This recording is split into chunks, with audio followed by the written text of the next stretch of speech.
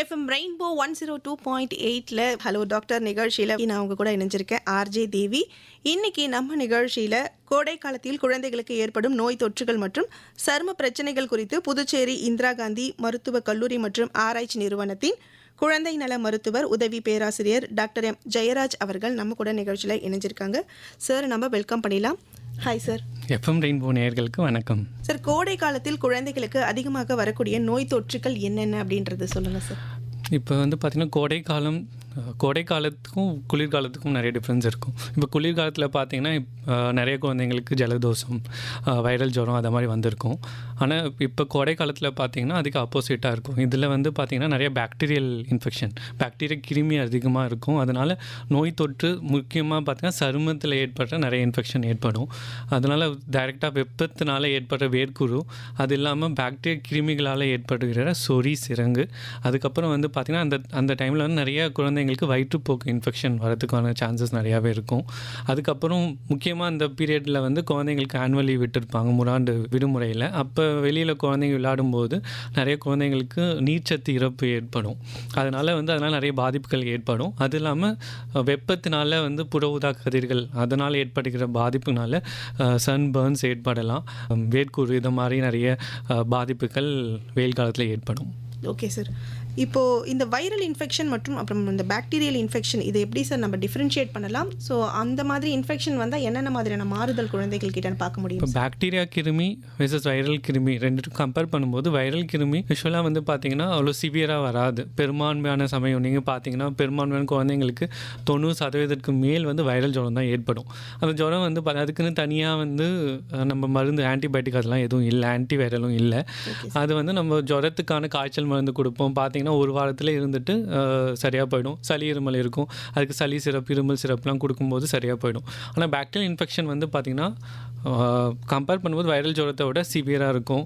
ஜுரம் வந்து பார்த்திங்கன்னா வைரல் ஜுரத்தில் லேசான ஜுரமாக இருக்கும். ஆனால் பாக்டீரியல் இன்ஃபெக்ஷன் வந்துச்சுன்னா ஜுரம் வந்து பார்த்தா 102 டிகிரி மேலே, 38 டிகிரி செல்சியஸ் மேலே அதிகமாக கொதிக்கும். அந்த குழந்தைங்கள் வந்து சாப்பாடு எடுத்துக்கொள்கிறது அதெல்லாம் வந்து கம்மியாக இருக்கும். அதே மாதிரி பாக்டீரியல் கிருமியோட இன்ஃபெக்ஷன் வந்து ஒரு பர்டிகுலர் சிஸ்டம் இன்வால்வ் பண்ணும். ஃபார் எக்ஸாம்பிள் ஒரு குழந்தைக்கு வந்து தொண்டை இன்ஃபெக்ஷன் இருந்தால் தொண்டை இன்ஃபெக்ஷன் மட்டும் இன்வால்வ் ஆகும். இல்லை வந்து நுரையீரல் இன்ஃபெக்ஷனாக இருந்தால் நிமோனியா அது மாதிரி இருக்கும்.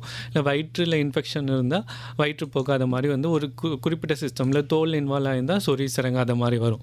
ஆனால் வைரல் கிருமி வந்து பார்த்திங்கன்னா வந்துச்சுன்னா பல சிஸ்டம் ஒரே டைமில் அஃபெக்ட் ஆகும். நீங்கள் பார்த்தாலே தெரியும், அந்த குழந்தைக்கு வந்து தலைவலி இருக்கும், சளி இருமல் இருக்கும், தும்பல் இருக்கும், ஜலதோஷம், இது மாதிரி வந்து மல்டிபிள் சிஸ்டம் இன்வால்வ் ஆகிருக்கும். ஆனால் ஜுரம் வந்து லேசாக இருக்கும். ஆனால் பாக்டீரியல் கிருமி வந்து நம்ம உடனே ட்ரீட்மெண்ட் பண்ணலைன்னா குழந்தையோட நிலை வந்து சீரியஸ் ஆகிறதுக்கான சான்சஸ் இருக்கும். ஏன்னா வந்து பாக்டீரியல் இன்ஃபெக்ஷனுக்கு வந்து அதுக்கான ஆன்டிபயோட்டிக் மருந்து கொடுத்தா தான் குணமாகும். ஆனால் வைரல் இன்ஃபெக்ஷன் வந்து பார்த்திங்கன்னா அது வந்து மேக்ஸிமம் பார்த்திங்கன்னா 7லேருந்து 10 நாளுக்குள்ளே வந்து உடல்லேருந்து வந்து இன்ஃபெக்ஷன் கிளியர் பண்ணிடும். ஸோ அதனால் வந்து பார்த்திங்கன்னா ஒரு குழந்தை நார்மலாக விளையாட்டு இருந்தால் கூட திடீர்னு வந்து பார்த்திங்கன்னா ஜுரம் அதிகமாக அடிக்குது, குழந்தை வந்து பார்த்திங்கன்னா முன்ன மாதிரி உணவு எடுத்துக்கொள்ள மாட்டேது, ரொம்ப சோர்வாக இருக்குன்னா அது கண்டிப்பாக பாக்டீரியல் இன்ஃபெக்ஷனால் இருக்கலாம். அப்படி இருக்கும்போது மருத்துவர்கிட்ட போகிறது சிறந்தது. Okay sir. இப்போது இந்த அம்மை நோய்கள்லாம் இந்த கோடை காலத்தில் அதிகமாக பரவுதல் இருக்கும் இல்லைங்களா சார்? ஸோ இதை எப்படி கையாளலாம்? அதை எப்படி வந்து குழந்தைகளை சமாளிக்கணும்னா என்னெல்லாம் பண்ணலாம்? வெயில் காலத்தில் பார்த்தீங்கன்னா அம்மைகளை முக்கியமாக சிக்கன் பாக்ஸ்னு சொல்கிற சின்ன அம்மை வந்து அதிகமாக ஏற்படுது. அதுவும் சின்ன அம்மை ஒரு குழந்தைக்கு ஏற்படுத்துன்னா அது சுற்றி இருக்கிற மக்கள் முன்னாடியே அவங்களுக்கு அம்மை வரலைன்னா வரதுக்கான சான்சஸ் வந்து 95% மேல். அதனால் ஒரு வீட்டில் ஒரு குழந்தைக்கு வந்துச்சுன்னா உடனே வீட்டில் முன்னாடி அவங்க பெரியவங்களுக்குமே அந்த அம்மை சின்ன வயசில் வரலைன்னா அவங்களுக்கு வரலாம். ஸோ அப்படி வராமல் இருக்கிறதுக்கு வந்து பார்த்திங்கன்னா தடுப்பூசிகள் இருக்குது. ஆனால் வந்து இப்போதைக்கு வந்து நம்ம அரசாங்கத்தினால் போடப்படுகின்ற இலவச தடுப்பூசியில் அது வரலை. தனியார் மருத்துவமனைகள் மட்டும்தான் அந்த தடுப்பூசி கிடைக்குது.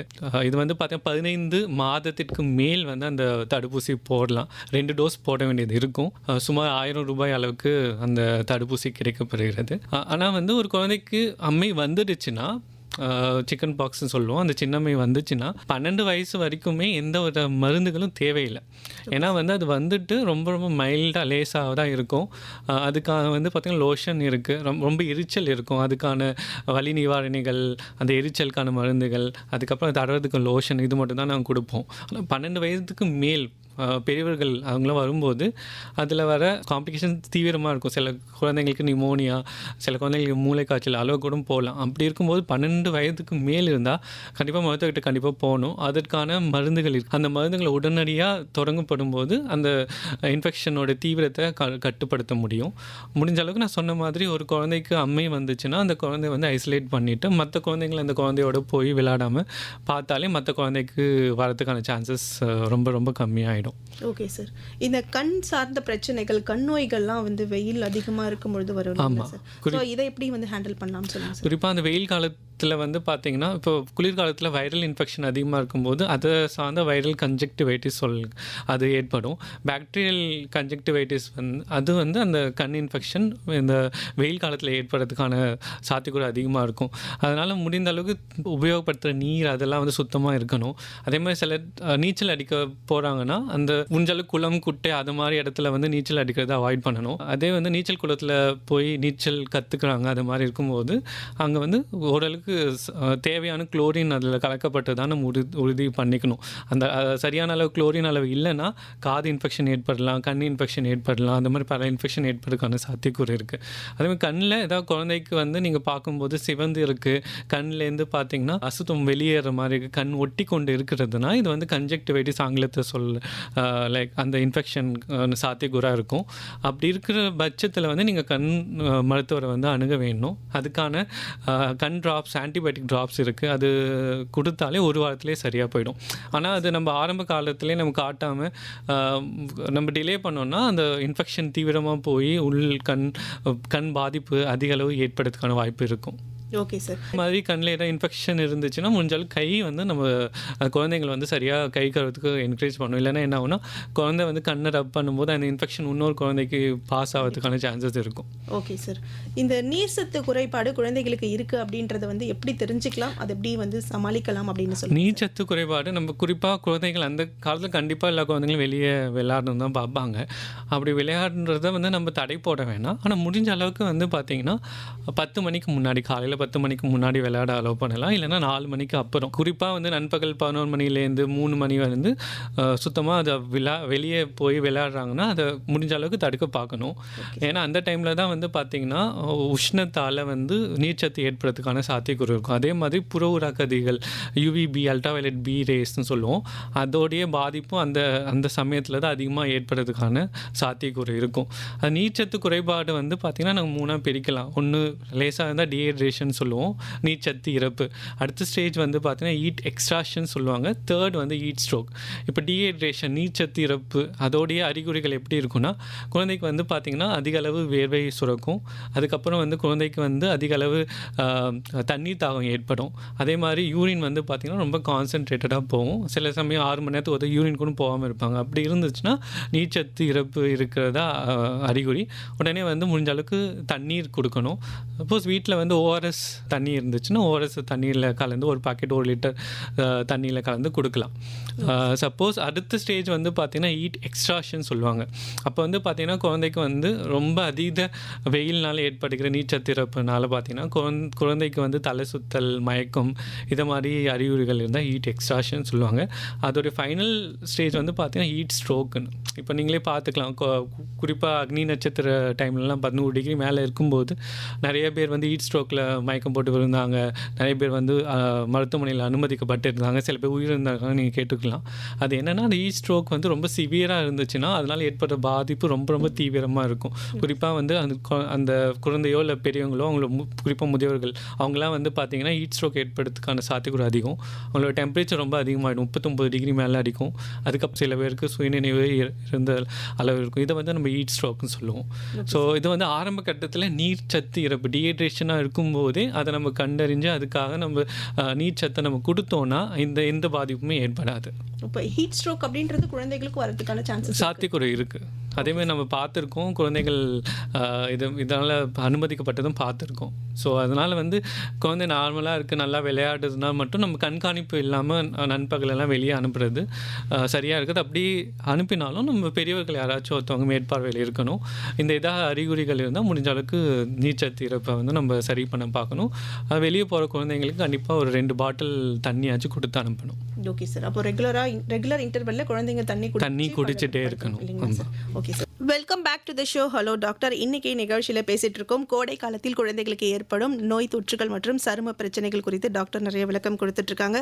சரி, இந்த நம்ம உணவுகள் மூலயமா வரக்கூடிய இன்ஃபெக்ஷனை வந்து எப்படி சார் ஹேண்டில் பண்ணலாம் சொல்லுங்கள் சார். குறிப்பாக உணவுகள் இந்த டைமில் என்னென்னா அதிகமான பாக்டீரியல் இன்ஃபெக்ஷன் ஏற்படுறதுக்கான சாத்தியக்கூறு இருக்குது. அதேமாதிரி பாக்டீரியல் கிருமி ப்ராலிஃபரேட் சொல்லுவோம். பாக்டீரியல் கிருமி பெருகிறதுக்குமே வந்து வெயில் காலம் அதிக அளவு ஹெல்ப் பண்ணுது. குறிப்பாக வந்து பார்த்திங்கன்னா அந்த டைமில் ஹியூமிடிட்டி ஈரப்பதம் வந்து அதிகமாக இருக்கும்.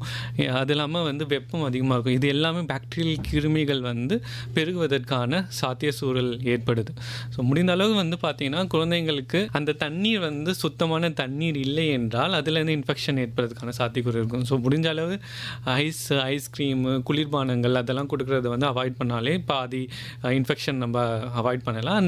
அதுக்கப்புறம் குழந்தைகள் இப்போ தெருவோர கடைகள்லாம் சாப்பிட்றாங்கன்னா அது வந்து ஹைஜீனிக்காக இருக்கான்னு நம்ம உறுதிப்படுத்தினதுக்கப்புறம் தான் உறுதிப்படுத்தோம். அப்படி இல்லாதப்ப நிறைய டைம் வந்து நிறைய குழந்தைங்களுக்கு டைஃபாய்டு கிருமி ஏற்பட்டு பார்த்துருக்கோம்.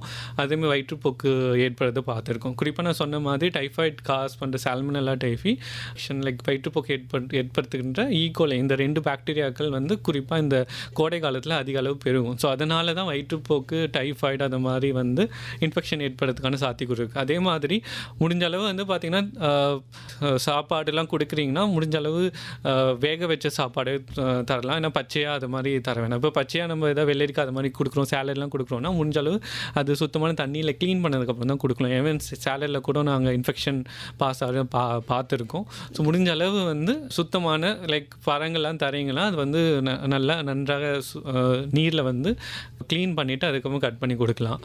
முடிஞ்ச அளவு வந்து தண்ணீர் எதாவது யூஸ் பண்ணுறீங்களா, ஜூஸ்க்கு போடுறதுக்கு யூஸ் பண்ணுறீங்க அந்த மாதிரினா அந்த தண்ணீர் கண்டிப்பாக வந்து தூய தண்ணீராக இருந்தால் பெட்டர். ஏன்னா தண்ணீர் ஒழுங்காக இருந்துச்சு, அதே மாதிரி வந்து சுத்தமாக இருந்துச்சு, அதே மாதிரி உணவுகள் வந்து நன்றாக வேக வைத்து கொடுக்கப்பட்டிருந்தால் வந்து குழந்தைங்களுக்கு வயிற்றுப்போக்கு ஏற்படுத்துகின்ற சாத்தியக்கூறு ரொம்ப ரொம்ப கம்மி. Okay sir. சார் ஜூஸ் சொல்லியிருந்தீங்க சார், ஜூஸாக எடுத்துக்கலாமா இல்லை இந்த உங்கள் ஜூஸை விட பெட்டர் வந்து பார்த்திங்கன்னா லைக் ஃப்ரெஷ்ஷாகவே நம்ம கட் பண்ணி கொடுத்தா அது பெட்டராக இருக்கும். ஏன்னா வந்து இப்போ நம்ம ஒன்ஸ் நம்ம மிக்சியில் போட்டு அரைக்கணும்னு வச்சுக்கோங்களேன், அதோடைய ஃபைபர் கண்டென்ட்டு விட்டமின் கண்டென்ட் அதெல்லாம் குறையும். சப்போஸ் அவங்க வந்து எடுத்துக்க மாட்டுறாங்க, லைக் ஃப்ரூட்ஸை வந்து டைரெக்டாக கொடுத்தா எடுத்துக்க மாட்டாங்கன்னா அடுத்த இதுவாக நம்ம ஃப்ரூட் ஜூஸாக நம்ம கொடுக்கலாம். முடிஞ்ச அளவு நம்ம ஃப்ரூட்டாக டைரெக்டாக கொடுக்குறது பெட்டர். Okay sir. இந்த கோடை காலத்தில் வயிற்றுப்போக்கு பிரச்சனை, இந்த பாக்டீரியல் இன்ஃபெக்ஷன் மூலயமா வயிற்றுப்போக்கு பிரச்சனை வருது இல்லைங்க சார், அதை எப்படி கையாளலாம்? ஸோ என்ன மாதிரியான ஃபுட்டு நம்ம ஃபாலோ பண்ணோம் அப்படின்னு சொன்னால் அந்த மாதிரி வராமல் தடுக்கலாம் அப்படின்னு சொல்லுங்கள் சார். வயிற்றுப்போக்கு நம்ம பார்த்திங்கன்னா பெரும்பான்மையான சமயம் வயிற்றுப்போக்கு வந்து வைரல் இன்ஃபெக்ஷனால் ஏற்படும். குறைந்த அளவு வந்து பார்த்தா பாக்டீரியல் இன்ஃபெக்ஷனால் ஏற்படும். பாக்டீரியல் இன்ஃபெக்ஷனால் ஏற்படுதா இல்லை வைரல் இன்ஃபெக்ஷனால் ஏற்படுதா எப்படி நம்ம இதில் பார்க்க முடியும்னா வயிற்றுப்போக்கு தண்ணீர் மாதிரி போகுது, அப்புறம் லேசான ஜுரம் இல்லாமல் இருக்குது. அப்படி இருந்துச்சுன்னா பெரும்பான்மை அதேமாதிரி வாடை எதுவும் இல்லாமல் இருக்குன்னா அது பெரும்பான்மை சமயம் வைரல் இன்ஃபெக்ஷன், முக்கியமாக ரோட்டா வைரல் இன்ஃபெக்ஷன் சொல்லுவோம், அதில் ஏற்படுற டயரியாவாக இருக்கும். இல்லை வந்து அந்த குழந்தைக்கு வந்து ஜுரம் தீவிரமாக இருக்குது, வயிற்று வலி இருக்குது, அது வந்து மோஷன் போகிறது வந்து பார்த்திங்கன்னா சளியோட இல்லை ரத்தத்தோடு சேர்ந்து இருக்குன்னா அது டிசென்ட்ரின்னு சொல்லுவாங்க. டிசென்ட்ரி இருந்தால் அது most of the time bacterial infection இல்லை அமீபா இன்ஃபெக்ஷனால் வரும். பாக்டீரியல் இன்ஃபெக்ஷன் டிசென்ட்ரி வந்துச்சுன்னா நம்ம கண்டிப்பாக ஆன்டிபயோட்டிக் தான் கொடுத்தாகணும். ஆனால் வந்து நம்ம வைரல் டயரியாவாக இருந்துச்சுன்னா நம்ம வந்து பார்த்திங்கன்னா அதுக்கு வந்து ஆன்டிபயோட்டிக் தேவைப்படாது, ஏன்னா அது வைரல் இன்ஃபெக்ஷன். ஸோ இப்படி வந்து பார்த்திங்கன்னா அது டயரியா வந்து வைரலாக இல்லை வந்து பாக்டீரியல் டிசென்ட்ரியான்னு இதில் நம்மளை வேறுபடுத்த முடியும். ஒன்ஸ் வந்து நம்ம டயரியாவோ இல்லை டிசென்ட்ரியோ முக்கியமாக நம்ம இப்போ என்ன பண்ணணும்னா எவ்வளோ அவங்களுக்கு நீர் சத்து இறப்பு ஏற்படுதோ அதுக்கான நீரை வந்து நம்ம கொடுக்கணும். அது எந்த நீராக கொடுக்கலாம்னா ஓஆர்எஸ் நீராக தான் கொடுக்கணும்.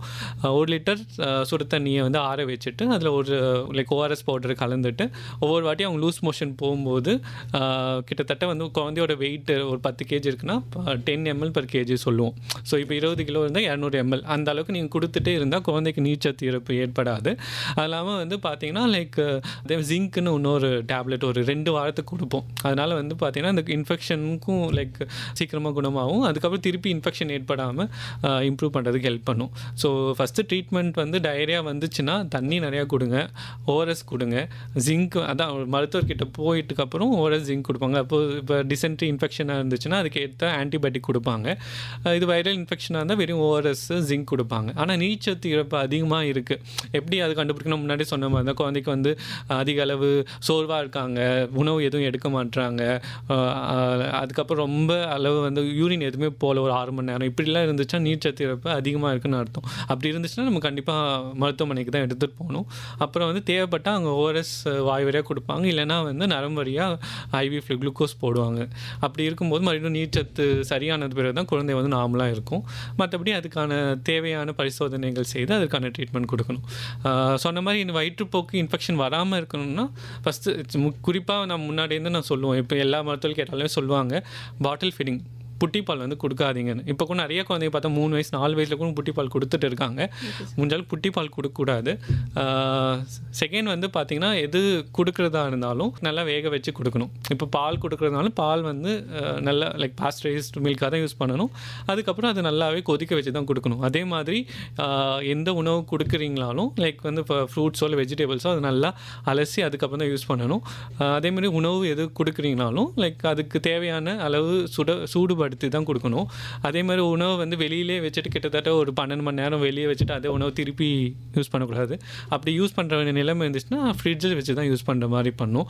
அதுக்கப்புறம் நீங்கள் வெளியில் ஏதாவது ரெஸ்டாரண்ட்லேயோ இல்லை கடையிலையோ வாங்கி தரீங்கன்னா அதோடைய லைக் தரத்தை நம்ம உறுதி பண்ணிவிட்டு அதில் எதுவும் இன்ஃபெக்ஷன் வராது நம்ம உறுதி பண்ணதுக்கப்புறம் தான் கொடுக்கணும். இது எல்லாமே பண்ணால் கண்டிப்பாக வந்து வயிற்றுப்போக்கு வரதுக்கான சாத்தியக்கூறு எதுவுமே இல்லை. Okay sir.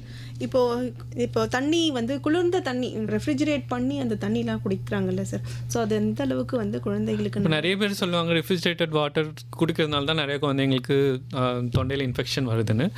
அது முழு அளவு உண்மை இல்லை. ஏன்னா லைக் அந்த தண்ணி ஃபார் எக்ஸாம்பிள் வந்து பார்த்திங்கன்னா ஆர்ஓ வாட்டர் ஃபில்டர்ட் வாட்டராக இருக்குது, இல்லை வந்து சுட வச்சு ஆற வச்சு அதுக்கப்புறம் ஃப்ரிட்ஜில் வச்சுருந்தாங்கன்னா அதில் இன்ஃபெக்ஷன் வரதுக்கான சாத்தியக்கூறு இல்லை. ஏன்னா அதில் ஏற்கனவே இன்ஃபெக்ஷன் இல்லை. இன்ஃபெக்ஷன் எதாவது ஃபார் எக்ஸாம்பிள் டேரெக்டாக தண்ணி டேப் வாட்டர் எடுத்து அதை நீங்கள் ஃப்ரிட்ஜில் வச்சிங்க, அதில் இன்ஃபெக்ஷன் இருக்கான சாத்தியக்கூறு இருந்தால் மட்டும்தான் அதில் இன்ஃபெக்ஷன் வரதுக்கு சாத்தியக்கூறு இருக்கும்.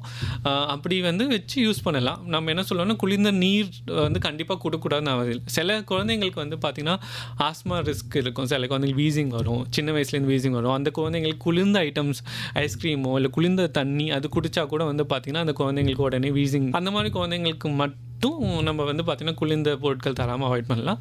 மற்றபடி வந்து பார்த்திங்கன்னா வெயில் காலத்தில் வந்து நம்ம குளிர்ந்த நீர் உபயோகப்படுத்தலாம்.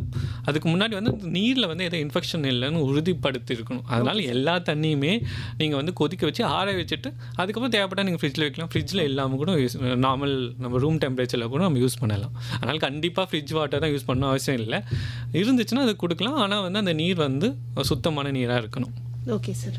Welcome back to the show. Hello doctor. இன்னைக்கு நிகழ்ச்சியில் பேசிட்டு இருக்கோம் கோடை காலத்தில் குழந்தைகளுக்கு ஏற்படும் நோய் தொற்றுகள் மற்றும் சரும பிரச்சனைகள் குறித்து. சார், இப்போது குழந்தைகளுக்கு வந்து இந்த மஞ்சள் காமாலை போன்ற பிரச்சனைகள் அப்படின்றது இந்த கோடை காலத்தில் பரவறதுக்கான சான்சஸ் இருக்குங்களா சார்? இருக்குது மேடம். நான் சொன்ன மாதிரி முன்னாடி பாக்டீரியல் கிருமிகள் இந்த சமயத்தில் அதிகமாக இருக்கலாம். குறிப்பாக டைஃபாய்டு சிவியராக இருந்துச்சுன்னா சில குழந்தைங்களுக்கு கல்லீரல் பாதிப்பு ஏற்பட்டு அதனால் மஞ்சள் காமாலை வரலாம். அதே மாதிரி ஹெப்படைட்டிஸ் ஏ வைரஸ் அது வந்து பார்த்திங்கன்னா சுத்தம் இல்லாத தண்ணீரில் வந்து அதிகமாக பரவும். அது இந்த டைமில் அது சுத்தம் இல்லாத நீர் இருக்குது, இல்லை குடி தண்ணீரோட சாக்கடை நீர் கலக்கிறது, இந்த மாதிரி பிரச்சனைகள் இருக்கும்போது ஹெப்படைட்டிஸ் ஏ பாதிப்பு வர்றதுக்கான சாத்தியக்கூறு இருக்குது. ஹெப்படைட்டிஸ் ஏ வைரஸ் வந்துச்சுன்னா அது வந்து அகெயின் கல்லீரலில் பாதிப்பு ஏற்படும். சில குழந்தைங்களுக்கு தீவிர கல்லீரல் பாதிப்பு, சில குழந்தைங்களுக்கு உயிரிழப்பு கூட ஹெப்படைட்டிஸ் ஏனால ஏற்பட்டு இருக்குது. குறிப்பாக இது 2 தான் வந்து முக்கியமாக மஞ்சக்காமலை ஏற்படுத்துகிற வைரஸ் மற்றும் பாக்டீரியல் கிருமிகள். அது இல்லாமல் ஸ்க்ரப் டைப்பஸ்னு இன்னொரு இன்ஃபெக்ஷன் இருக்குது. அதுவுமே வந்து பார்த்திங்கன்னா இப்போ பாண்டிச்சேரியில் அதிக அளவு ஏற்படுது. இது வந்து ஒரு பூச்சிக்கடினால் ஏற்படுது. அதனாலுமே வந்து பார்த்திங்கன்னா லைக் கல்லீரல் பாதிப்பு, அதனால் வந்து குழந்தைங்களுக்கு மஞ்சக்காமலை வரலாம். முடிஞ்ச அளவுக்கு இது 3த்தில் வந்து பார்த்திங்கன்னா ஸ்க்ரப் டைப்பஸ் அந்த கிருமிக்கு வந்து தடுப்பூசி இல்லை. ஆனால் டைஃபாய்டுக்கு தடுப்பூசி இருக்குது. அதே மாதிரி ஹெப்படைட்டிஸ் ஏ அந்த வைரஸ்க்குமே தடுப்பூசி இருக்குது. இப்போ அந்த டைஃபாய்டு அந்த தடுப்பூசி மற்றும் ஹெப்படைட்டிஸ் ஏ தடுப்பூசி இப்போது தேசிய தடுப்பூசி அட்டவணையில் இலவசமாக கிடைக்கல. இப்போ ப்ரைவேட்டில் மட்டும்தான் போடுறாங்க. சுமார் 1000லேருந்து 2000 ரூபாய் அளவுக்கு இந்த தடுப்பூசிகள் கிடைக்கப்படுது. இப்போ டைஃபாய்டு தடுப்பூசி வந்து 6 மாத குழந்தைகளுக்கு மேலேயே வந்து நம்ம போட ஆரம்பிக்கலாம். அதுமாதிரி ஹெப்படைட்டிஸ் ஏ தடுப்பூசி 12 மாதங்களுக்கு பிறகு நம்ம குழந்தைங்களுக்கு போடலாம். Okay sir. ஸோ இந்த கோடை காலத்தில் தடுப்பூசி வந்து குழந்தைகளுக்கு செலுத்தணும் அப்படின்றது அது குறிப்பாக இருக்குங்களா சார்? குறிப்பாக நம்ம என்ன சொல்லுவோம்னா, தேசிய தடுப்பூசி அட்டவணைப்படி என்னென்ன தடுப்பூசிகள் கிடைக்கணும் அதை வந்து நீங்கள் அந்த டைமில் கவர்மெண்ட்டே வந்து ஒரு கார்டு கொடுத்துருப்பாங்க. அதை நீங்கள் வந்து ஆரம்ப சுகாதார நிலையத்தில் நீங்கள் போட்டுக்கலாம். அது இல்லாமல் சில தடுப்பூசிகள் வந்து தனியாரில் வந்து பணம் செலுத்தி போட்டுக்கொள்ளலாம். அதில் குறிப்பாக சொல்லணும்னா, இந்த டைமில் நான் சொன்ன மாதிரி டைஃபாய்டு அதிகமாக ஏற்படுறது சாத்தியக்கூட இருக்குது. அப்போ டைஃபாய்டு கான்ஜுகேட் வேக்சின் சொல்லுவோம், அந்த தடுப்பூசி போட்டுக்கொள்ளலாம். அதே மாதிரி இந்த சமயத்தில் நம்ம ஹெப்படைட்டிஸ் ஏ வைரஸும் ஏற்படலாம். அப்போ ஹெப்படைட்டிஸ் ஏ தடுப்பூசி போட்டுக்கொள்ளலாம். அது இல்லாமல் இந்த டைமில் வேரிஸ் இல்லாத சிக்கன் பாக்ஸ் ஏற்படுகின்ற சாத்தியக்கூட அதிகமாக இருக்கிறதுனால சிக்கன் பாக்ஸ் வேக்சின் வேரிசிலா ஜோஸ்டர்னு சொல்லுவோம், அதுவுமே வந்து 15 மாதங்களுக்கு பிறகு போட்டுக்கொள்ளலாம் குழந்தைங்களுக்கு. இது தவிர வந்து பார்த்திங்க, இது இந்த காலம் முடிஞ்சு அதுக்கப்புறம் ஜூலை ஆகஸ்ட்டில் பார்த்திங்கன்னா இன்ஃப்ளூயன்ஸா காலம் ஆரம்பிக்கும். அதனால குழந்தைங்களுக்கு இன்ஃப்ளூயன்ஸா ஃப்ளூ ஏற்பட சாத்தியக்கூட இருக்குனால 5 வயது வரைக்குமே குழந்தைங்களுக்கு வருஷத்துக்கு ஒரு தடவை இன்ஃப்ளூயன்ஸா தடுப்பூசியுமே இந்த டைமில் போட்டுக்கொள்ளலாம்.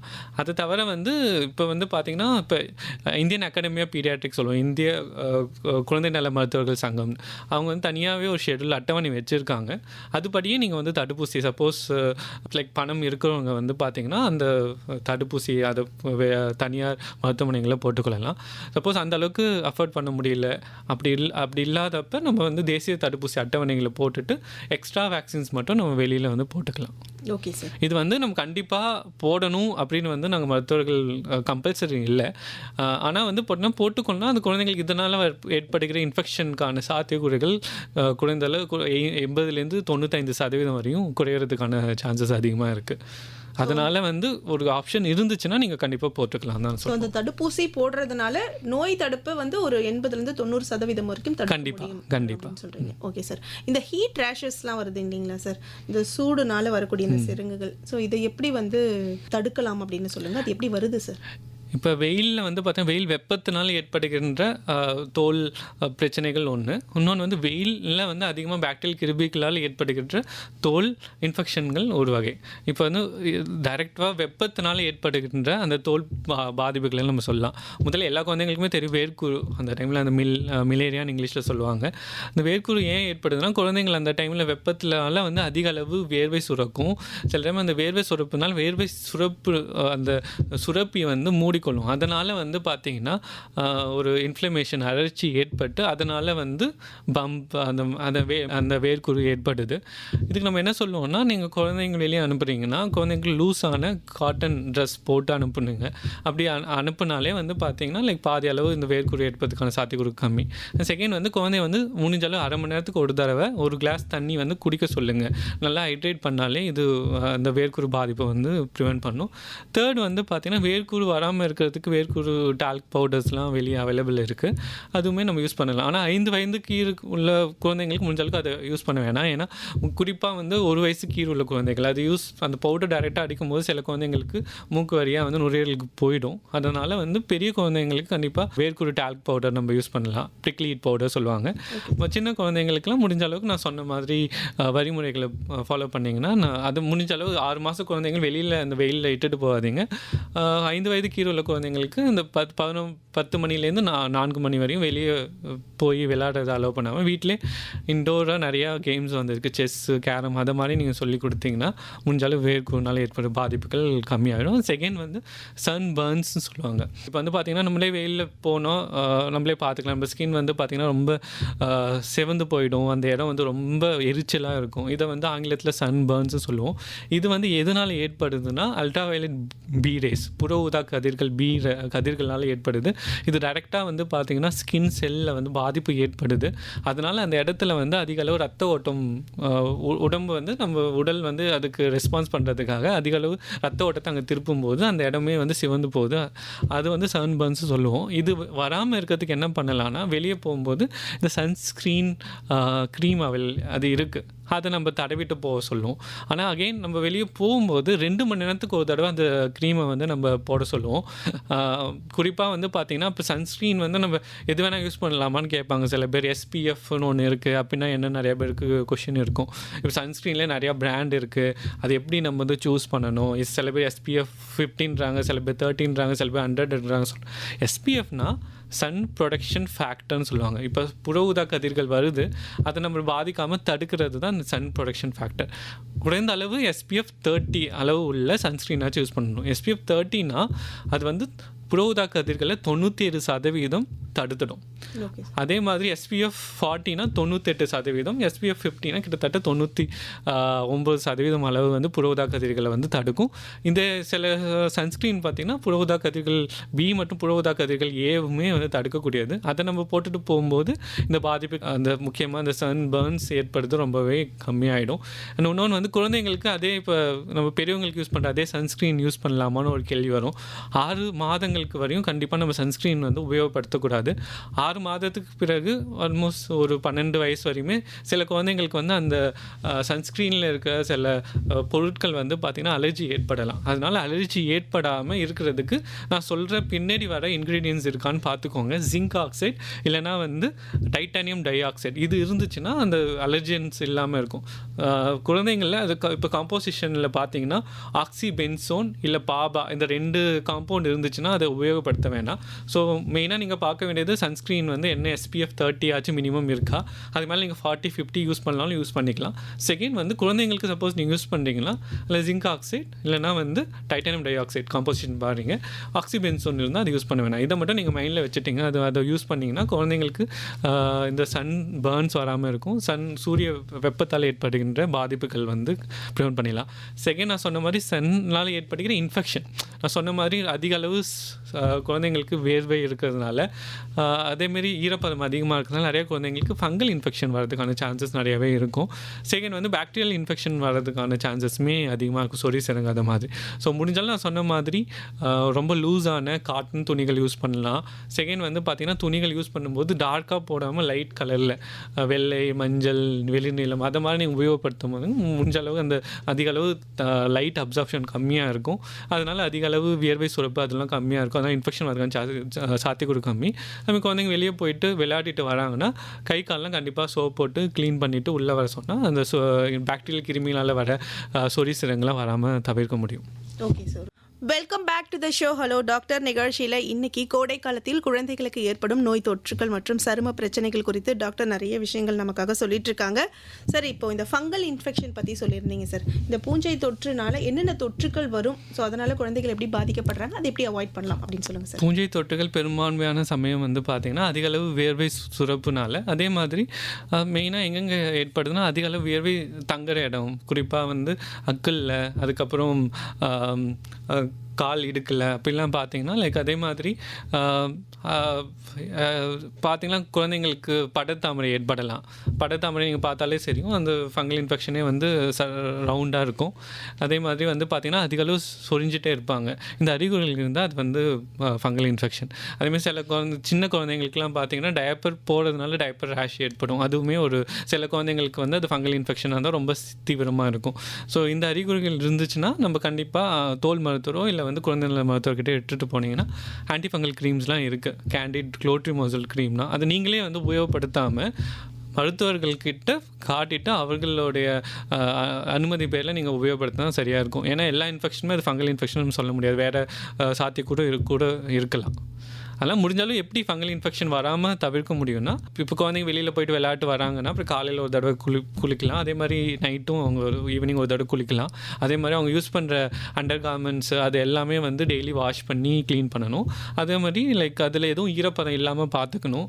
அதே வெளியில் குழந்தைங்களுக்கு போகிறாங்கன்னா டைட்டான ட்ரெஸ்ஸஸ் போடாமல் லூஸான ட்ரெஸ்ஸஸ்ஸு, குறிப்பாக காட்டன் ட்ரெஸ் இல்லை மஸ்லின் காட்டன் ட்ரெஸ் அது மாதிரி நீங்கள் போட்டு அனுப்புனீங்கன்னா பூஞ்சை தொட்டு வராமல் நம்ம வந்து தவிர்க்க முடியும். நான் சொன்ன சொன்ன மாதிரி இப்போ வைரல் இன்ஃபெக்ஷன் இப்போ குளிர்காலங்களில் அதிகமாக இருக்கும், மழை காலங்களில் அதிகமாக இருக்கும் சொல்கிறோம்.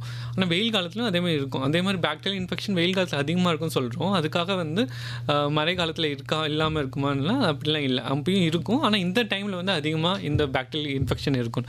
அதே மாதிரி ஃபங்கல் இன்ஃபெக்ஷன் இப்போ ஃபங்கல் இப்போ பூஞ்சை தொற்று ஏற்படுதுன்னா அதற்கான லைக் சூழல் வந்து நான் சொன்ன மாதிரி ஈரப்பதமான ஒரு சூழல், ஹாட் அண்ட் ஹியூமிட், அதுதான் அதிகமாக இருக்கும். ஈவன் மழைக்காலத்தில் கூட ஏற்படலாம். இப்போ வந்து நம்ம சொன்ன மாதிரி ரொம்ப டைட்டான ட்ரெஸ்ஸஸ் போடுறாங்க, அதே மாதிரி அண்டர் கார்மெண்ட்ஸ் ரிப்பீட்டடாக லைக் ஒழுங்காக க்ளீன் பண்ணி வெயிலில் காய வைக்காமல் அப்படியே வீட்டிலே போட்டு திருப்பி யூஸ் பண்ணுறாங்க. அது ஈரப்பதம் இருக்குன்னா திருப்பி பூஞ்சை தொற்று வரலாம். ஒரு தடவை பூஞ்சை தொற்று வந்துச்சுன்னா அது கண்டிப்பாக அந்த என்னென்ன ட்ரெஸ்ஸஸ் யூஸ் பண்ணுறாங்களோ அதெல்லாம் நல்லா சுடு தண்ணியில் க்ளீன் பண்ணிவிட்டு நல்லா வாஷ் பண்ணிவிட்டு வெயிலில் போட்டுட்டு அதுக்கப்புறம் யூஸ் பண்ணால் மறுபடியும் பூஞ்சை தொற்று வராமல் தவிர்க்க முடியும். சில குழந்தைங்களுக்கு திரும்பி பூஞ்சை தொற்று இல்லை பெரியவங்களுக்கு வந்துச்சுன்னா நம்ம கொடுக்குற மருந்துக்கு எதிராக வந்து அதுக்கு ரெசிஸ்டன்ஸ் வந்துடும். அப்போ வந்து அதுக்கேற்ற மாதிரி நம்ம மருந்து மாத்திரையெல்லாம் மாற்ற வேண்டியது இருக்கும். அதனால் வந்து திருப்பி பூஞ்சை தொற்று வந்துச்சுன்னா நீங்கள் வந்து சரும மருத்துவர்கிட்ட போனீங்க, அதுக்கான சரியான மருத்துவம் கொடுக்கப்படும். Okay sir. இப்போ குழந்தைகள் வந்து எவ்வளோ தண்ணி வந்து ஒரு நாளைக்கு வந்து குடிக்கலாம் அப்படின்றது சொல்லுங்கள் சார். இப்போ 6 மாதம் வரைக்கும் வந்து பார்த்தீங்கன்னா குழந்தைங்களுக்கு எக்ஸ்க்ளூசிவ் பிரெஸ்ட் ஃபீடிங், குழந்தையோட தாய்ப்பால் மட்டுமே போதும். இப்போ 6 மாதங்கள்லேருந்து 1 வயசு வரைக்கும் பார்த்தீங்கன்னா அதிகபட்சம் 1.5 டம்ளர் வந்து நீங்கள் தண்ணீர் குடிக்கலாம். 5 வயது குழந்தைங்களுக்கு வந்து பார்த்தீங்கன்னா ஒரு நாளைக்கு 1லேருந்து 1.2 லிட்டர் தண்ணி அளவுக்கு, குறைந்தது ஒரு 4 கிளாஸ் தண்ணி அளவு குடிக்கலாம். 5 வயதுலேருந்து 12 வயது வரை உள்ள குழந்தைங்களுக்கு 8 கிளாஸ் தண்ணி, குறைந்தது வந்து 1.5லேருந்து 2 லிட்டர் அளவுக்கு தண்ணி குடிக்கலாம். அதுக்கு மேலே 12 வயது மேற்பட்ட குழந்தைகள், டீனேஜர்ஸ், அவங்கெல்லாம் வந்து பார்த்திங்கன்னா 2லேருந்து 3 லிட்டர் அளவுக்கு தண்ணி கொடுக்கலாம். குறைஞ்சது ஒரு 12 கிளாஸ் தண்ணி. முடிஞ்ச அளவு வெளியே அனுப்பும்போது 2 பாட்டில் ஃபுல்லாக நீங்கள் தண்ணி கொடுத்து அனுப்புனாலே அதுவே வந்து அவங்களுக்கு சரியாக இருக்கும். அதே மாதிரி வெளியே போய் விளையாடுறாங்கன்னா ஒரு 1/2 மணி நேரத்துக்கு ஒரு தடவை தண்ணி கொடுக்கணும்னு சொல்லி நீங்கள் கம்பல்சரியாக சொல்லி அதை வந்து ஃபாலோ பண்ணி வச்சுட்டுனாலே பெரும்பாலான நீர்ச்சத்து இறப்பு, வெப்பத்தினால் ஏற்படுற பாதிப்பு அது எல்லாமே தடுக்க முடியும். Okay sir. இப்போது குழந்தைகளோட ஆடைகள் சொல்லியிருந்தீங்க சார். ஆடைகள் எந்த அளவுக்கு இந்த கோடைக்கால தொற்று நோய்கள்லேருந்து நம்மளை தவிர்க்கிறதுக்கு உதவியாக இருக்குது அப்படின்றது? கோடை காலத்தில் முக்கியமாக வந்து விஷயம் நம்ம கவனிக்க வேண்டியது வந்து பார்த்திங்கன்னா ஆடைகள் தான். ஆடைகள் வந்து பார்த்திங்கன்னா நம்ம முன்னாடியே நான் பல முறை சொன்ன மாதிரி தான் காட்டன் ஆடைகள் பெட்டராக இருக்கும். அதுக்கப்புறம் லூஸாக டைட்டாக போடாமல் லூஸாக இருக்கணும். ஏன்னா குழந்தைங்களுக்கு வேர்வை இருக்குல்ல, அது எல்லாமே லைக் எவாப்ரேட் ஆகணும். அதே மாதிரி நம்ம என்ன சொல்லுவோம்னா cloth should be fine, soft and then breathable. அப்போனா லூஸான கிளாத்து, அது இல்லாமல் வந்து பார்த்திங்கன்னா லைக் காற்றோட்டமாக இருக்கிற மாதிரி லூஸாக ட்ரெஸ்ஸு. அதுக்கப்புறம் மெல்லிதான காட்டனால் ஆனது, இவன் மஸ்லின் காட்டன் இல்லை நார்மல் காட்டனுமே பெட்டர் தான். அதே மாதிரி வேர்வை வந்து அதிகமாக தங்கக்கூடாது. ஸோ அப்போ வந்து காற்றோட்டம் அதிகமாக இருக்க மாதிரி இருக்கணும். அதனால் வந்து தொலை தான் இருக்கணும். கொஞ்சம் லூஸான ட்ரெஸ்ஸே போட்டுக்கிறது பெட்டர். அண்ட் செகண்ட் வந்து 2 லேயர் மேலே ஒரு லேயர் போதும். நிறைய பேர் வந்து 2-3 லேயர் ட்ரெஸ் போடுவாங்க. அதெல்லாம் அந்த வெயில் காலத்தில் வேணாம், டைட்டாக எதுவும் ட்ரெஸ் போட வேணாம். அண்ட் செகண்ட் வந்து நான் முக்கியமாக சொன்ன மாதிரி டார்க்கான ட்ரெஸ்ஸஸ் போட்டிங்கன்னா அதிகமாக வெப்பத்தை வந்து உரியும். அதனால் இன்னுமே உங்களுக்கு வேர்வை அதிகமாக இருக்கும், அதனால் பாதிப்புகள் அதிகமாக இருக்கும். அதனால் முடிஞ்சாலும் லைட் கலர்ஸாக வந்து நீங்கள் போட்டிங்கன்னா வெப்பத்தை அதிகமாக உட்கொள்ளாது. அதனால் உங்களுக்கு அந்த பாதிப்புகள் ஏற்படுறது கம்மியாக தான் ஆகும். Okay sir. Welcome back to the show. Hello doctor. இன்னைக்கு நிகழ்ச்சியில் கோடை காலத்தில் குழந்தைகளுக்கு ஏற்படும் நோய் தொற்றுகள் மற்றும் சரும பிரச்சனைகள் குறித்து டாக்டர் நிறைய விஷயங்கள் நம்ம கூட ஷேர் பண்ணிட்டு இருக்காங்க. சார், இப்போ இந்த குழந்தைகளுக்கு என்னென்ன ஃப்ரூட்ஸ்லாம் கொடுக்கலாம் அப்படின்றது சொல்லுங்கள் சார்.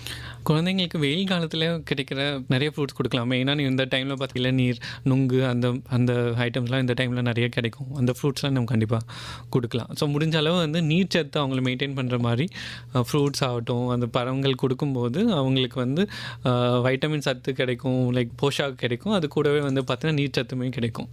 Okay sir. ஸோ இப்போ இந்த கொசுக்களினால பாதிப்பு அப்படின்றது வந்து மழைக்காலங்களில் தான் அதிகமாக இருக்கும் அப்படின்னு சொல்லுவாங்க சார். இந்த கோடை காலங்கள்லேயும் இந்த கொசுக்குனால பாதிப்பு அப்படின்றது குழந்தைகளுக்கு இருக்குமா சார்? இப்போவுமே நாங்கள் வந்து டெங்கு காய்ச்சல்னால் வந்து குழந்தைங்கள் அனுமதிக்கப்படுறதை நம்ம பார்க்குறோம். கொசு வந்து பார்த்திங்கன்னா வருடம் முழு தான் இருக்குது.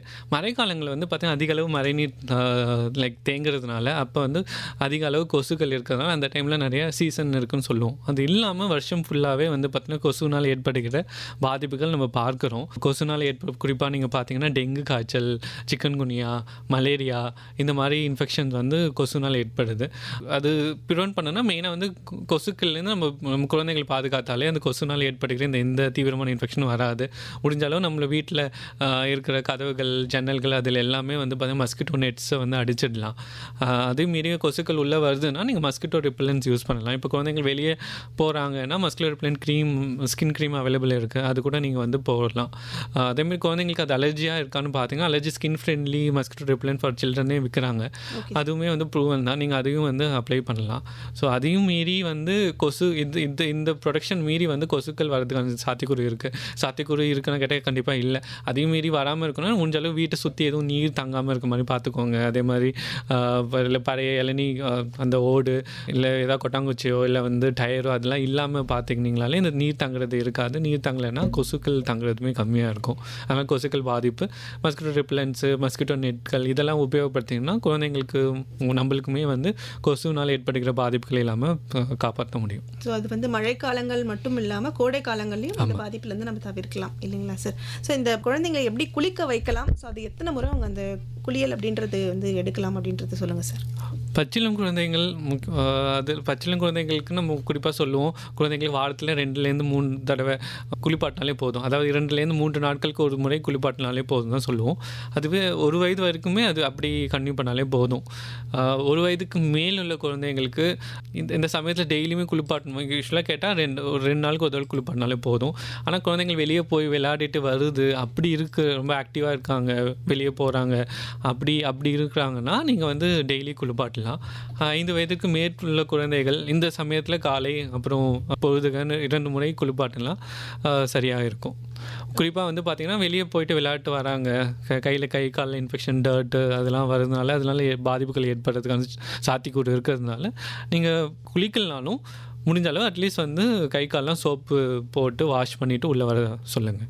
Okay sir. இப்போ இந்த ஆயில் பாத் அப்படின்றது எடுத்துக்கிறது வந்து அந்த சூடு வந்து குறையும் அப்படின்னு சொல்கிறாங்க சார். ஸோ இது வந்து எப்படி சார், அந்த ஆயில் பாத் அப்படின்றது கண்டிப்பாக எடுத்து தான் ஆகணுமா அப்படின்ற மாதிரி இருக்குங்களா சார்? வாரத்துக்கு ஒரு முறை வந்து நல்லெண்ணெய் தேய்ச்சிட்டு சீக்கா உபயோகப்படுத்தி குளிப்பாடினா அது குழந்தைங்களுக்குமே வந்து சரியாக தான் இருக்கும். அது கண்டிப்பாக வந்து குளிப்பாட்ட வேணாம் நாங்கள் வந்து மருத்துவர்கள் யாரும் சொல்ல மாட்டோம். தொடர்ந்து தினந்தோறும் கொடுக்கறதுக்கான தேவையில்லை. வாரத்துக்கு ஒரு முறை இப்படி குளிப்பாட்டினாலே போதும். அதனால் வந்து நல்லெண்ணெய் உடம்புக்கு தேய்க்கிறதுனாலையும் சேர்க்க போகிறதுனாலும் உடம்புக்கு வந்து நல்லது தான். அதனால் இது பாதிப்புக்கெல்லாம் ஏற்படாது. Okay sir. இப்போ இந்த கோடை காலங்கள்னால இந்த சன்பர்ன், இந்த சன் ரேஷஸ், இந்த நமைச்சல்லாம் வருது இல்லைங்களா சார், இதை வந்து வீட்டில் இருந்தே வந்து வீட்டு வைத்தியம் மூலயமா வந்து சரி பண்ண முடியும் அப்படின்னு சொல்லி சில பேரண்ட்ஸ்லாம் ட்ரை பண்ணுவாங்க சார். ஸோ அது வந்து எப்போ வந்து ஹாஸ்பிட்டலுக்கு கண்டிப்பாக வந்து உங்ககிட்ட கூப்பிட்டு வரணும் அப்படின்றத சொல்லுங்கள் சார். இப்போ அந்த சன் பர்ன்ஸோ இல்லை வந்து வேர்க்குரு பார்த்தீங்கன்னா சில வேர்க்குருகள் ரொம்ப சிவந்து போயிட்டு ரொம்ப அரிப்பு இருக்கும், உடம்பு ஃபுல்லாக வந்திருக்கும். அதே ஆங்கிலத்தில் மிலேரியான்னு சொல்லுவோம். அதிலே பல வகைகள் இருக்கும். அப்படி சிவியராக இருந்துச்சுன்னா கண்டிப்பாக மருத்துவர்கள்கிட்ட போகிறது சரியான தீர்வாக இருக்கும். பட் ஆனால் மிலேரியா தான் நேர்க்குரு ரொம்ப குறைஞ்ச அளவு தான் இருக்குன்னா நீங்கள் வீட்டில் ப்ரிக்லி ஹீட் பவுடர் அதுவே நீங்கள் அடித்தாலே அதிலே வந்து குழந்தைங்களுக்கு சரியாக போயிடும். அது தீவிரமாக இருக்குது, குழந்தையால் வந்து நார்மலாகவே இருக்க முடியல, ரொம்ப வந்து பார்த்திங்கன்னா ரொம்ப பெயின், ரொம்ப வந்து பார்த்திங்கன்னா வலி இருக்கிற மாதிரி ரொம்ப சொரிஞ்சிட்டே இருக்காங்கன்னா நம்ம கண்டிப்பாக மருத்துவர்கள்கிட்ட எடுத்துகிட்டு போகணும். அதே மாதிரி சன்பர்ன்ஸ்க்கு நம்ம என்ன சொன்ன மாதிரி தான், சன்பர்ன்ஸ் ஏற்படாமல் பார்த்துக்கிறது பெட்டர். நீங்கள் சன்ஸ்க்ரீன் போட்டுட்டு போக சொல்லணும். அது மீறி சன்பர்ன்ஸ் வருது, அப்போ வந்து ரொம்ப உங்களுக்கு வலி இருக்குன்னா நம்ம கண்டிப்பாக மருத்துவர்கிட்ட எடுத்துகிட்டு போகணும். அதுக்கு ரொம்ப வலிகள் அதிகமாக இருந்துச்சுன்னா வலி நிவாரணிகள் தருவாங்க. அதுமாதிரி லோஷன்ஸ் இருக்குது, அது லோஷன்ஸு நம்ம கொடுப்போம். நான் சொன்ன மாதிரி ரொம்ப லேஸாக இருந்துச்சுன்னா நீங்கள் ஒவ்வொன்றுக்கும் மருத்துவர்கள் போகணும் அவசியம் இல்லை. ஆனால் ரொம்ப தீவிரமாக இருக்குது, அந்த பாதிப்புகள் தீவிரமாக இருக்க மாதிரி இருந்துச்சுன்னா நீங்கள் மருத்துவர்கிட்ட இல்லை சர்ம மருத்துவர்களோ இல்லை நார்மலான பொது மருத்துவரோ இல்லை குழந்தைகள் நல்ல மருத்துவம் யார்கிட்ட வேணால் நீங்கள் போகலாம். இல்லை ஆரம்ப சுகாதார நிலையத்தில் இருக்கிறதுக்கும் நீங்கள் போகலாம். இதுக்கு வந்து கண்டிப்பாக ஸ்பெஷலிஸ்ட் கிட்ட தான் போகணுன்னு அவசியம் இல்லை. நீங்கள் எந்த மருத்துவர்கிட்ட அணுகிட்டு அவர் சொல்கிறத வந்து நீங்கள் ஃபாலோ பண்ணால் பெட்டராக இருக்கும். Okay sir. இப்போது வேர்வையோட குழந்தைகள் விளையாடிட்டு வராங்க அப்படின்னு சொன்னால் வேர்வையோட வந்து இந்த தண்ணீர் குடிக்கிறதெல்லாம் வந்து சளி பிடிக்கும் அப்படின்லாம் சொல்லுவாங்க சார். இது வந்து எப்படி சார், ஒரு மித்துங்களா எப்படி சார்? இது சயின்டிஃபிக்கலாக ஆக்சுவலி ப்ரூவன் இல்லை. நான் முன்னாடி சொன்ன மாதிரி தான் ஒரு குழந்தைக்கு சளி பிடிக்கிறதுன்னு வந்து பார்த்தீங்கன்னா மெயினாக அது இன்ஃபெக்ஷனால தான். அந்த தண்ணி குடிக்கிறாங்கல்ல, அது நான் சொன்ன மாதிரி அது சுத்தமான தண்ணீர் இல்லாமல் இருக்கலாம், இல்லை வந்து ஃபில்டர் ஆரோ தண்ணியாக இல்லாமல் இருக்கலாம், இல்லை சுட வச்சு ஆற வைக்காத தண்ணீராக இருக்கலாம். டைரெக்டாக டேப்பில் பிடிச்சி வச்சுருப்பாங்க, அதை வந்து ஃப்ரிட்ஜில் வச்சுருந்துருப்பாங்க. நான் அது முன்னாடியே சொன்ன மாதிரி தான், லைக் குளிர்ந்த தண்ணி கொடுக்கறதுனால வந்து குழந்தைங்களுக்கு ஜலதோஷம் வருமானு கேட்டால் வராது. ஆனால் அந்த தண்ணீர் வந்து சுத்தமாக இல்லைன்னா கண்டிப்பாக வரும். அதே தான், இப்போ வெளியே போயிட்டு வராங்க, பச்சை தண்ணி குடிக்கிறாங்க, அந்த பச்சை தண்ணி குடிக்கிறாங்க, ஆனால் அது வந்து அது சுத்தமான தண்ணீராக இருந்தால் அவங்களுக்கு ஜலதோஷம் வரதுக்கான சாத்தியக்கூறுகள் கம்மி. பட் ஆனால் அது வந்து சுத்தம் இல்லாத நீராக இருந்தால் அவங்க ஈவன் வெளியே போயிட்டு வராமல் வீட்டிலே இருந்து குடித்தாலுமே இன்ஃபெக்ஷன் வரலாம். ஸோ இது வந்து சயின்டிஃபிக்லி ப்ரூவன் இல்லை. ஸோ இது வந்து மித் தான் நான் சொல்லுவோம். பட் ஆனால் சொன்ன மாதிரி சில குழந்தைங்களுக்கு வந்து பார்த்திங்கன்னா ரொம்ப குளிர்ந்த உணவுகளோ இல்லை குளிர்ந்த நீரை குடித்தா சில குழந்தைங்களுக்கு இன்ஃபெக்ஷன் வராமல் சில குழந்தைங்களுக்கு வீசிங் மாதிரி வரலாம். அது வந்து இருக்குது. பட் ஆனால் அது வந்து எல்லா குழந்தைங்களுக்கும் இல்லை. ஈவன் எல்லா குழந்தைங்களுக்கும் சில குழந்தைங்களுக்கு ஆஸ்மா பாதிப்பு இருக்குன்னா எல்லா குழந்தைங்களுக்கும் குளிர்ந்த நீர் கொடுத்தா வரும், குளிர்ந்த ஐஸ்கிரீம் சாப்பிட்டா வரும்னு இல்லை. சில குழந்தைங்களுக்கு மட்டும்தான். சில குழந்தைங்களுக்கு ஏதாவது வைரல் இன்ஃபெக்ஷன் ஏற்பட்டால் அந்த டைமில் வீசிங் வரும். ஸோ ஒவ்வொரு குழந்தைங்களுக்கும் எப்படி நம்ம பார்க்கணும். நம்ம ஒரு 100 குழந்தைகள் இருந்தால் 2-3 குழந்தைங்களுக்கு ஆஸ்மா பாதிப்புகள் இருக்குது. அப்போ அந்த குழந்தைங்க எதனால் ஆஸ்மா பாதிப்பு இருக்குதுன்னு அதுக்கு அறிஞ்சிட்டு நம்ம அதை அவாய்ட் பண்ணாலே அந்த ஆஸ்மா பாதிப்புகள் ஏற்படாமல் நம்ம தவிர்க்க முடியும். அதே மாதிரி தான் இதுவும். வெளியே போயிட்டு வராங்கன்னா முடிஞ்சளவுக்கு சொன்ன மாதிரி லைக் வேர்வையை வந்து துடைக்கிறதுக்கு துண்டுத்தாங்க. அதுக்கப்புறம் கொஞ்சம் ஆசுவாசப்படுத்திட்டு அதுக்கப்புறம் நிமித்தலாம். ஏன்னா வெளியே நம்ம சொல்லும்போதே நம்ம சொல்கிறோம், வெளியே போகிறாங்கன்னா நீங்கள் அரை மணி நேரத்துக்கு ஒரு தண்ணி குடிக்கணும்னு. அதனால் வந்து வெளியே போகும்போது கோல்ட் வாட்டர் குடிக்கக்கூடாது, வீட்டுக்கு வந்தாலும் கோல்ட் வாட்டர் குடிக்கணும் அப்படி எதுவுமே இல்லை. ஈவன் வெளியே டெம்பரேச்சர் அதிகமாக இருக்கும்போது நீங்கள் கோல்ட் வாட்டர் குடிக்கும்போது அது வந்து பார்த்திங்கன்னா ஹைட்ரேஷன் ஹெல்ப் பண்ணுது தான் வந்து பார்த்திங்கன்னா சயின்டிஃபிக்காக சொல்கிறாங்க. ஸோ அதனால் நீ வெளியே போனாலும் நீங்கள் குளிர்ந்த தண்ணியை உபயோகப்படுத்தலாம். ஆனால் அந்த குளிர்ந்த தண்ணி வந்து பெட்டர் வந்து சுட வச்சு ஆற வச்ச நீராக இருந்துச்சுன்னா அது பெட்டராக இருக்கும். Okay sir. ஸோ எந்த ஒரு பர்டிகுலர் டைமில் வந்து குழந்தைங்க வெளியே போகவே கூடாது அப்படின்றது சொல்லுங்கள் சார். அது எந்த காலகட்டம் வரைக்கும் அவங்க போகக்கூடாது? குறிப்பாக வந்து பார்த்திங்கன்னா இப்போ வெயில் காலம் ஆரம்பிச்சிச்சு. இன்னும் கொஞ்சம் நாட்கள் போனால் அக்னி நட்சத்திரம் ஆரம்பிச்சோம். அக்னி நட்சத்திரம் கத்திரி வெயில்லாம் வந்து பார்த்திங்கன்னா குழந்தைங்களுக்கு மிகப்பெரிய பாதிப்பு, ஈவன் முதியவர்களுக்கு பெரிய பாதிப்பு ஏற்படுறதுக்கான சாத்தியங்கள் ரொம்பவே அதிகம். கோடை காலத்திலே வந்து நான் முன்னாடியே சொன்ன மாதிரி 10 மணிக்கு முன்னாடி இல்லைனா வந்து 4 மணிக்கு அப்புறம் அனுப்புனா வெளியில் போய் விளையாடுறாங்க, வெளியில் போகிறதுனா பெட்டராக இருக்கும். பட் ஆனால் இது வந்து கண்டிப்பாக கத்திரி வெயில் அக்னி நட்சத்திரம் டைமில் கண்டிப்பாக வந்து 10லேருந்து 4 மணிக்கு வந்து குழந்தைகள் வெளியே போகிறத வந்து அவாய்ட் பண்ணுறது பெட்டராக இருக்கும். மற்றபடி அதையும் மீறி நம்ம போய் தான் ஆகணும், குழந்தைகள வேறு ஏதாவது காரணங்களுக்காக இட்டுட்டு போகணும், இல்லை வெளியே அழைத்துட்டு போகிறோம் அப்படி இருந்துச்சுன்னா நான் சொன்ன மாதிரி அதுக்கான துணிமணிகள் குழந்தைகள் உடுத்தி சன்ஸ்க்ரீன் அதெல்லாம் உபயோகப்படுத்திட்டு அதேமாதிரி முடிஞ்சாலும் இப்போ வெளியில் சுற்றுலா கேட்டுட்டு போகிறீங்கன்னா குழந்தைங்களுக்கு தொப்பி அதை மாதிரி ஹேட்ஸ் அதை மாதிரி நீங்கள் உபயோகப்படுத்தினீங்கன்னா வெயில்னால ஏற்படுகிற பாதிப்பு நம்மளால் கட்டுப்படுத்த முடியும். ஓகே சார், நம்ம நிகழ்ச்சியோட நிறைவு பகுதியை நெருங்கிட்டோம் சார். நிகழ்ச்சி நிறைவாக நம்ம நேயர்களுக்கு, அதாவது யங் பேரண்ட்ஸ்க்கு, குழந்தைகளுக்கு வந்து எப்படிலாம் வந்து அவங்க இந்த வெயில் காலங்களில் அவங்கள சமாளிக்கலாம் அப்படின்றத வந்து ஒரு டிப்பாக நிகழ்ச்சி நிறைவாக சொல்லுங்கள் சார். குழந்தைங்களுக்கு இந்த வெயில் காலம் ரொம்ப ரொம்ப முக்கியமான காலம். ஏன்னா அவங்க வந்து ஆண்டு விடுமுறையில் இருப்பாங்க. 1 மாதம் 1.5 மாதங்கள் இருக்கும்போது எல்லாமே நம்மளுக்கு இந்த பாட்டு நம்ம அடிக்கடி கேட்டிருப்போம், வெயிலோடு விளையாடி வெயிலோடு உருவாடி வெயிலோடு மல்லு கட்டி ஆட்டம் போட்டோமேன்னு. அப்படி இருக்க குழந்தைங்கள நீங்கள் வெளியே போகக்கூடாது, நீ வீட்டிலே இருக்கணும், வீட்டிலே தான் விளையாடணும் அப்படின்னு வந்து நம்ம கட்டுப்படுத்துறது சரியில்லை. வெளியே போயிட்டு மற்ற குழந்தைங்களோடு விளையாடும்போது பிற விளையாட்டுகள் கற்றுக்கொள்ளும் போது அவங்களுக்கு வந்து பார்த்திங்கன்னா அவங்களுடைய திறன்கள் மென்மேலும் வெளிப்படும், அதிகரிக்கும். அதான் வந்து நம்ம போகும்போது சில விஷயங்கள் நம்ம வந்து கான்சன்ட்ரேட் பண்ணாலே வெயில்னால குழந்தைங்களுக்கு எந்த பாதிப்பும் ஏற்படாமல் நம்ம கட்டுப்படுத்த முடியும். நான் முன்னாடி சொன்ன மாதிரி நீர்ச்சத்து குறைபாடு இல்லாமல் இருக்கிறதுக்கு ஒரு 2 ஃபுல் பாட்டில் வந்து தண்ணி கொடுத்து அனுப்புங்க. கண்டிப்பாக அரை மணி நேரத்துக்கு ஒரு தடவை நீ என்ன தான் விளையாட்டு இருந்தாலும் என்ன விளையாட்டு இருந்தாலும் நடுவில் வந்து பிரேக் எடுத்துகிட்டு நீ வந்து தண்ணி குடிக்கணும் அப்படின்னு சொல்லி வந்து அது பண்ணுறாங்களான்னு நீங்கள் வந்து மேற்பார்வை பண்ணுங்கள். செகண்ட், நான் சொன்ன மாதிரி இந்த டைம் குறிப்பாக அந்த நண்பகல் நேரத்துலலாம் வெயிலில் விளையாடுறத வந்து நீங்கள் அவாய்ட் பண்ணுங்கள் கண்டிப்பாக. அடுத்து வந்து பார்த்திங்கன்னா அவங்க போட்டுக்கொள்கின்ற அந்த துணிமணிகள் நான் சொன்ன மாதிரி காட்டன் லூஸாக லைக் லைட் கலரில் உபயோகப்படுத்தும் போது இப்போ வெயில்னால் ஏற்படுற பாதிப்பு பெரும்பான்மை அளவுக்கு குறைக்க முடியும். அதுக்கப்புறம் சன்ஸ்க்ரீன் உபயோகப்படுத்தலாம். அது இல்லாமல் முடிஞ்ச அளவுக்கு இந்த வெயில் காலத்தில் கிடைக்கின்ற நீர்ச்சத்து அதிகமான பழங்கள், இளநீ, நுங்கு அதை மாதிரி கொடுக்கலாம். இது வந்து அவங்களுக்கு ஆரோக்கியமாகவும் இருக்கும். அதே மாதிரி உங்களுக்கு வந்து குளிர்பானங்கள் எல்லாம் அவாய்ட் பண்ணுங்கள். ஏன்னா குளிர்பானங்களில் பார்த்திங்கன்னா இட் இஸ் கார்பனேட்டட் ட்ரிங்க்ஸு, அதில் கேலரிகள் அதிகமாக இருக்கும், அதில் வந்து ஆடட் சுகர்ஸ் இருக்கும். இது எல்லாமே குழந்தைங்களுக்கு பாதிப்பு தான். அதே மாதிரி இப்போ நிறைய நொறுக்கு தீனிகள் குளிர்பானங்கள் குடிக்கிற குழந்தைகள் பார்த்திங்கன்னா உடல் பருமன்லேருந்து பல்வேறு பாதிப்புகள் நம்ம பார்க்குறோம். அதனால் அவர் உணவுகள் வந்து சுத்தமாக இருக்கணும். அதே மாதிரி தினந்தோறும் குளிக்க வைக்கணும். வெளியே போயிட்டு வந்துட்டுனா கை கால்கள் வந்து சோப்பு தண்ணி போட்டுட்டு வாஷ் பண்ணணும். அதே மாதிரி இதை நீங்கள் ஃபாலோ பண்ணிங்கன்னா குழந்தைங்களுக்கு வெயில்னால் எந்த பாதிப்பும் இருக்காது. அவங்களுக்கு ஒரு ஆரோக்கியமான ஒரு சந்தோஷமான காலமாகவே வெயில் காலம் இருக்கும். ஓகே சார், நிகழ்ச்சியில் பங்கேற்று நேயர்களுக்கு கோடை காலத்தை அதை எப்படி சமாளிக்கலாம் அப்படின்றது ரொம்ப அழகாக சொன்னீங்க சார். நிகழ்ச்சியில் பங்கெடுத்ததுக்கு ரொம்ப நன்றி சார். வாய்ப்பு தந்தமைக்கு ரொம்ப நன்றி மேடம்.